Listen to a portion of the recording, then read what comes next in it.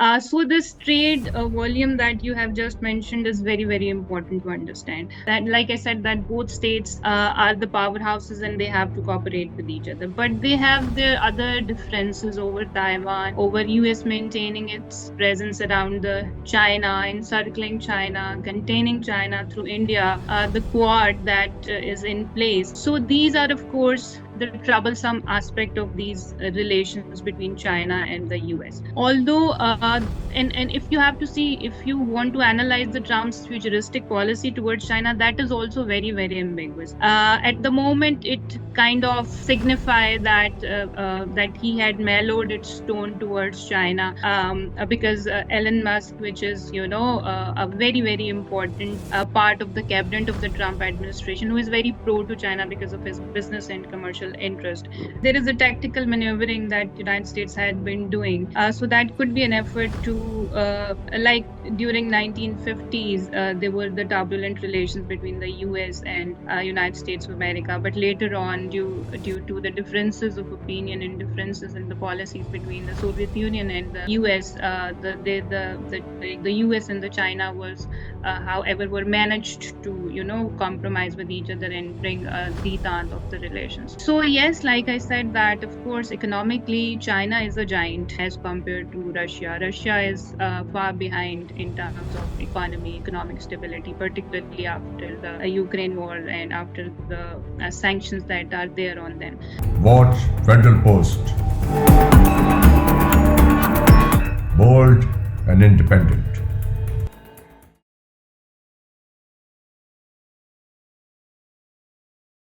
Assalamu alaikum. This is Hasan Zafar with Talking Politics. I'm joined by Professor Saira Abbasi Sahiba from Bahria University, Islamabad. She is a faculty member of International Relations Department. Thank you very much, madam, for joining.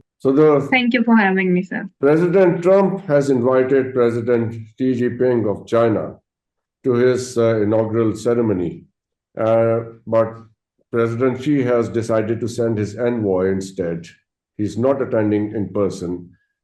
What do you think it would mean for China-US relationship? We have to see the context of international politics, the political dynamics in which these two states are the modern powerhouses in the international arena.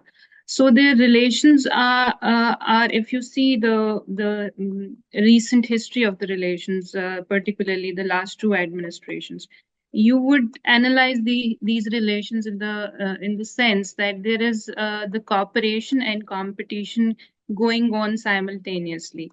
Why? Because both of the powers, the powerhouses or the great powers, they have the hegemonic ambitions. They want to assert in their regions, particularly China in the present circumstances, and the US want to assert globally. So both of the states, they share the global responsibility also. So there is a complex and dynamic interplay between the economic interdependence and security imperatives.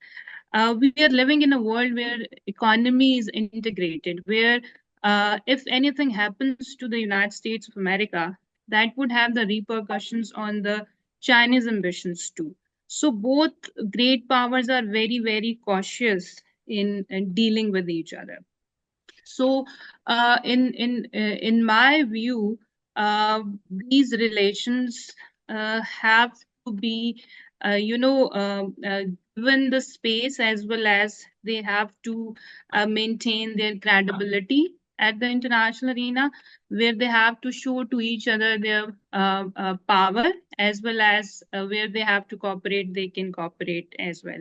So if you want to see the Trump future policy towards China, we have to see the last administrations that he held.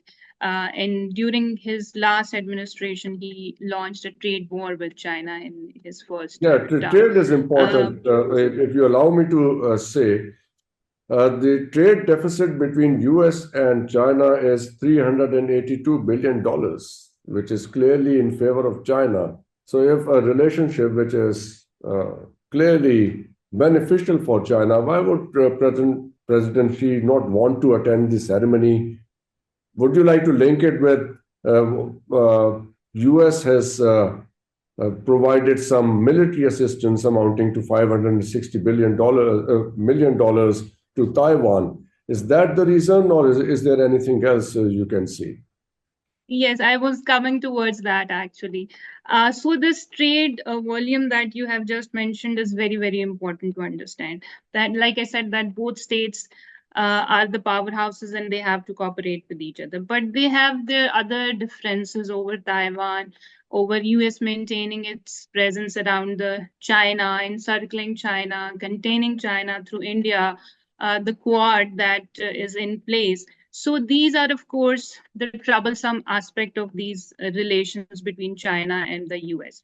Although, and if you have to see, if you want to analyze the Trump's futuristic policy towards China, that is also very, very ambiguous.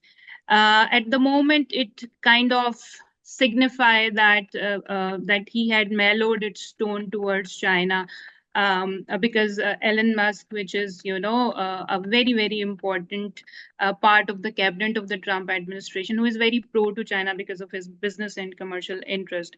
So it is being analyzed that the relations through the prism of the Elon Musk would be, softer in the sense that he would have again the interest. So he would have, of course, very important voice that would be heard because he is considered as very favorite for the Trump. But on the other hand, he has also acquired some hawks, which are very staunchly against China, and they prefer to, contain China, and they believe, especially the future Secretary of State that they are going to hire. He believed that all other issues are less important, and the issue of containing China is more important. He even Is that so? disregard. Is that so? Because you see, Trump recently announced that he is going to he's going to raise tariff on Chinese import. Now, this troubles both the U.S. traders and the Chinese traders. Both the businessmen on both sides are troubled by this announcement.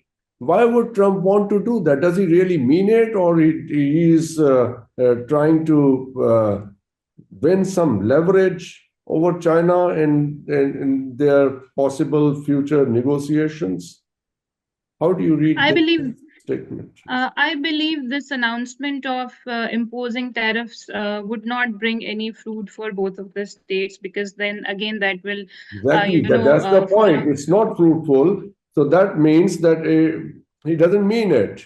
He is just using this rhetoric to gain something else. What could be that something else? Yes, that's what I was referring to. That the currently it seems that the Trump himself is not clear about what kind of policy he's going to adopt. Like I said, even there is a mix of cabinet members. That there is one side who are pro-Chinese, then there are other side which are staunchly against the China. So at the moment, nothing is clear. So you can say that at the moment it is uncertain that what kind of policy China would, US would adopt, Trump under Trump would adopt for against China. But one thing is very certain is that there would be the pattern of competition and cooperation simultaneously going on. Both of the states, they understand that their cooperation in the realm of the economy is so much crucial for the stability of international economy, for the stability of their own states economy. So I believe that they would be adopting a mild stance towards each other, to foster the economic relations and to maintain the economic situation of the global arena. As the Chinese say, we want partnership. Their narrative is built on the idea of partnership. So if they say, okay, we are partners with the United States, we are trade partners, or partnership in any other area, whatever you like to point out. If that happens, will that, and the US agrees to that partnership, will that agreeing to the partnership mean that they have acknowledged that this is a multipolar world. Yes, yes, yes. They are, I think, moving towards that where they have sent an invitation to the China and not to the Russian Federation and not to any other state, but Oh, to very even selective Mr. states which Modi are. was ignored. Yeah. So that signified that they believe that China is an important. So mutual interest is one element where states, kind of forget their differences and they move forward towards, improving their relations. Like you said, in the heart, maybe the policymakers, the Yeah, yes. academicians, because they make policy, in a futuristic perspective. You were talking about how to acknowledge. I mean, economics is something which is tangible element. The Yes. stats would tell that yes, it is being surpassed. But again, at the moment, it would again take, I think, another decade Sometime. to But let's surpass. talk about Yes. India, Mr. Modi, because if we don't, our Indian audience feel a little deprived that we are not talking about them. So let's do that. Okay. Uh, Yes, sure. US and China coming together or coming closer or coming to some kind of understanding in the future. Where does India stand in that relationship if that Indo-Pacific region, for which India was preparing or the United States was preparing India to counter China? So that project is sidelined altogether. Um, of course, for India, the United States is very, very important. And if China and United Yeah, States for would India, come to. United States is sorry to interrupt you. For India, United States is very important, but is India as important for the United States as it was? If there is leniency, if there is closer ties between China and the US, of course, that one particular thing of containing China and using India against the containment of China would, of course, lessen the importance of India. However, again, for the economy, India is a bigger market, of course, we know in the South Asian Yeah, context, but that and again, purchaser. that relationship is more in favor of China than India because it, Yes, as compared to, like I said, even of course, for as compared to many other states, India is nothing in the face of China. So, of course, US would states they go for their national interest. They want there are yeah, no permanent interest and no permanent enemies and friends in international relations. The yeah, only thing that is permanent is the interest. So, if now the US interest is to come close with the China to make them their partner in in the realm of the economy. And one thing about the Trump is also that he's very unconventional leader of United States of America. He's also perceived by the international community as very unconventional. So what he is thinking and what action he might take, nobody knows. So he but might take an but unconventional we know stance on. one thing. We know one thing that when Trump made the statement about de-dollarization and India's role in it, BRICS organization, he said that I am going to come very, very hard on those who are involved in this idea of de-dollarization. It affected India more. It did not seem to be directed towards China because China is equally involved in that de-dollarization process. But Indians felt more hurt than anyone else. Why were the Indians Yes. feeling as if they were the target of it? Of course, like I said, that India is considered as a partner to the United States of America, and you must have heard I think last night there was a statement that came from the U.S. I think State Department or whatever, that they do not consider even Pakistan even an ally of the United States of America, which was very depressing by the Pakistani people and Pakistani, of course, Not leadership really. also. Not really. Not really. We already knew that. They just said it now. Yes, we knew that, but again, the formal acknowledgement, you can say that, or giving a statement when there was, I believe there was no need of But giving such nothing shocking statement in it, where, really. For me, nothing shocking in it for me. Why? Because the State Department rightly stated that there is no treaty between the United States and yes, Pakistan. There yes, never formal existed treaty. one. So he was just stating the facts. So I wouldn't feel hurt, really. Yes. Okay, but I think the prices that Pakistan has paid, they are huge Yeah. for the United States of America. And the US has achieved a lot of objectives in the region by using Pakistan. So giving such a statement, I think, is somewhat disturbing for the Pakistan's role in their foreign affairs and their foreign policy objectives that they had laid out and they have achieved. So I think they could be more mild stance towards Pakistan. And you're right that they have just announced it. No, it's all Otherwise, right. practically, There can be miscalculations when you are aiming for some kind of benefit. There is always some kind of risk involved in it. And there can be miscalculations. Grown-up people never shift their blame to other people. We made these decisions thinking that it might be beneficial for us. but in the South Asian region, Pakistan is an important state. Maybe not as important for them as India and any other, like China in the region, but nothing could be achieved without Pakistan. Pakistan, Still, and if nothing you see can be the achieved. security, Nothing can be achieved in the future without Pakistan as the situation in the West is developing. So, in my understanding, Pakistan has a role to play. But if China and yes. United States come closer, they put aside their differences in the interest of their trade relations. I don't know where India stands in all that. Yes, India, there would be a lot of impacts on India.